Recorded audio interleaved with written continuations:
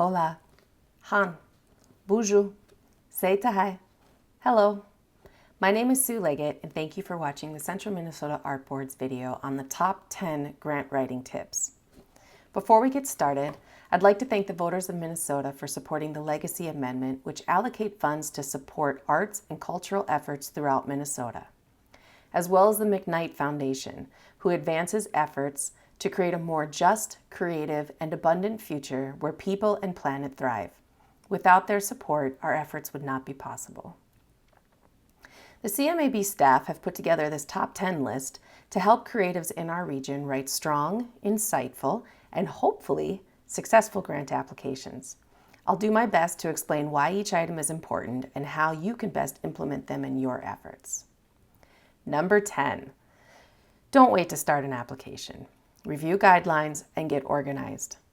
Every grant has guidelines that lay out the requirements for that grant. These, along with the application itself, will tell you everything you need to prepare the application.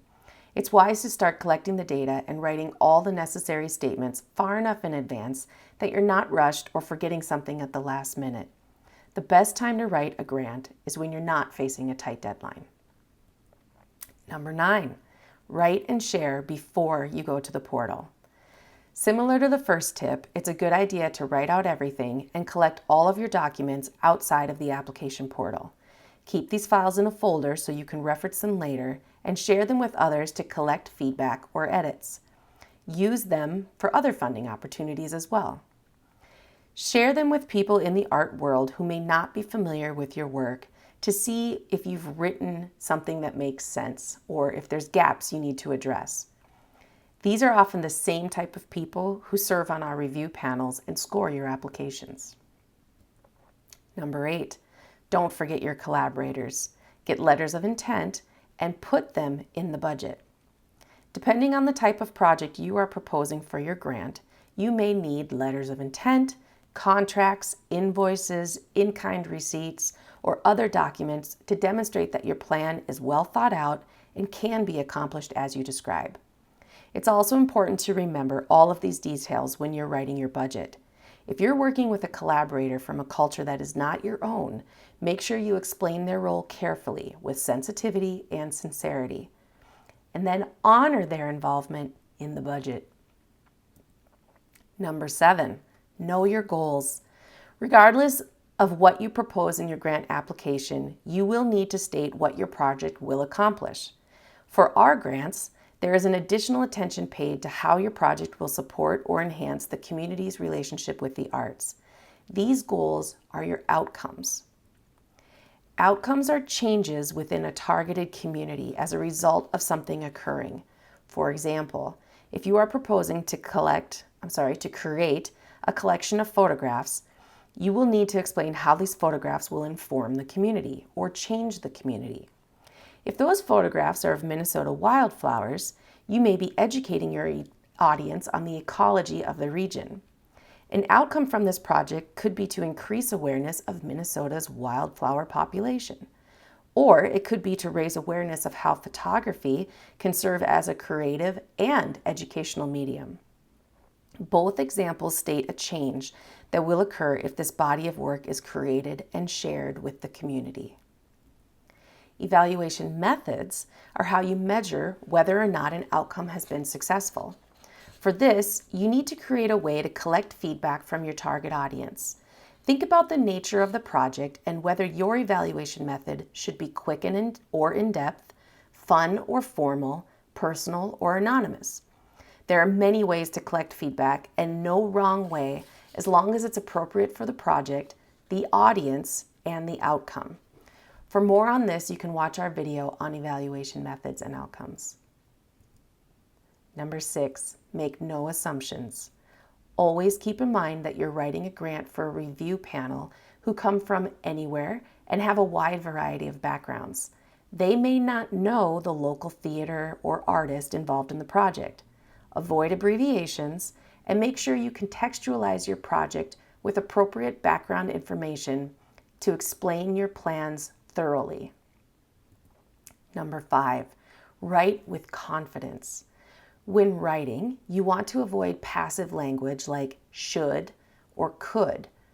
Write with the knowledge that your project is well researched and that you will achieve the cited goals or outcomes. Passive language can subconsciously cast doubt on your abilities with the review panel.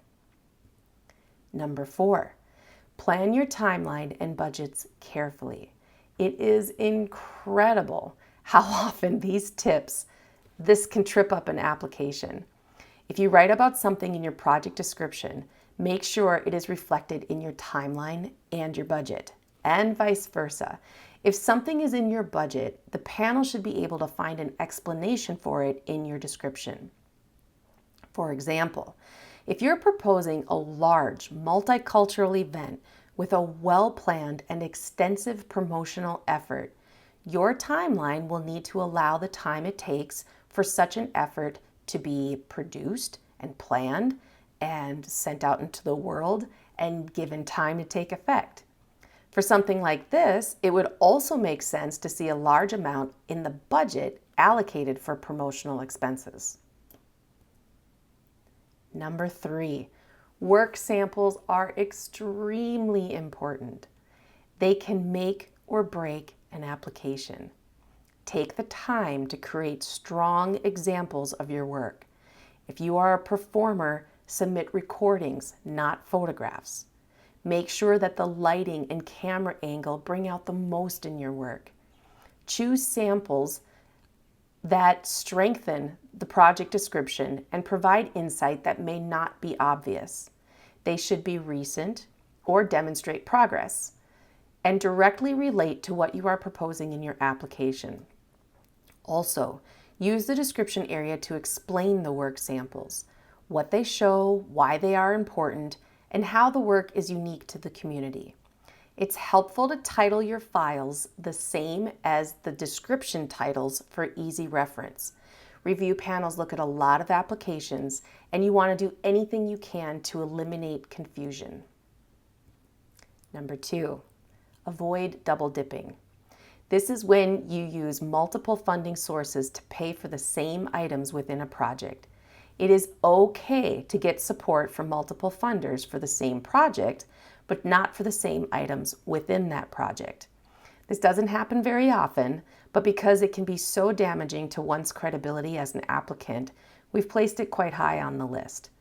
In the end, be sure that you disclose all of your finances and funding sources in the budget portion of your application, and design your project in sections to allow for additional funding without overlapping or double dipping. And number 1, the best advice I got as a new grant writer was to just answer the question. Every information field in an application is looking for specific information. If you address each request thoroughly, all the fields work together to create a comprehensive and well-designed application. Be detailed but not redundant with the information, and try not to be overwhelming. And one last thing. If your application is successful and your project is funded, send a thank you card to the granting agency, especially if you're going to have an event of any kind. Let us know and let us brag about what you are doing. Writing a grant is a privilege and no small thing. It takes time, organization, and a certain amount of language skills. We recognize that not everyone has the same background, and some applicants may need additional assistance. We are here to help you and answer all of your questions. Information about all of our grants and other opportunities can be found at www.centralminnesotaartsboard.org. On behalf of everyone at CMAB, I want to thank you for taking the time to watch this video and investing in your grant writing skills. We look forward to seeing your applications.